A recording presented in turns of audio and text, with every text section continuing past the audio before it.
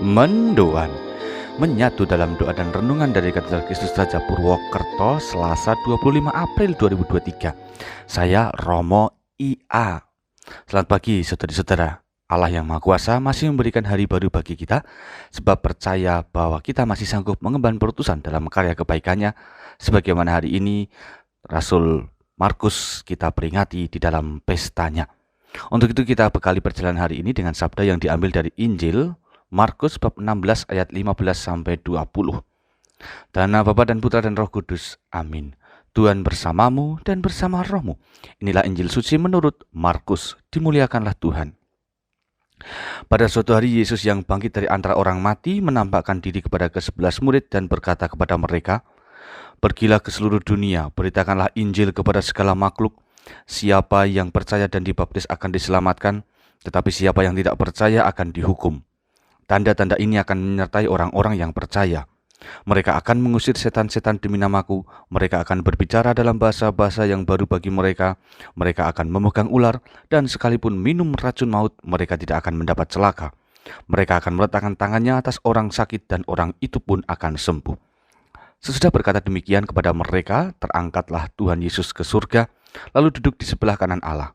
Maka pergilah para murid memberitakan Injil ke segala penjuru, dan Tuhan turut bekerja dan meneguhkan firman itu dengan tanda-tanda yang menyertainya. Demikianlah sabda Tuhan. Terpujilah Kristus. Tuhan turut bekerja dan meneguhkan firman itu dengan tanda-tanda yang menyertainya. Saudari-saudara, bagian penutup Injil hari ini sangatlah melegakan hati bagi persiapan perjalanan kita hari ini. Ada banyak peluang perbuatan baik yang siap untuk kita kerjakan hari ini. Namun, terkadang berbekal semangat diri sendiri saja tidaklah cukup. Mengapa? Sebab kita perlu kekuatan rohani yang selalu memberi oase segar bagi pertumbuhan karya kita.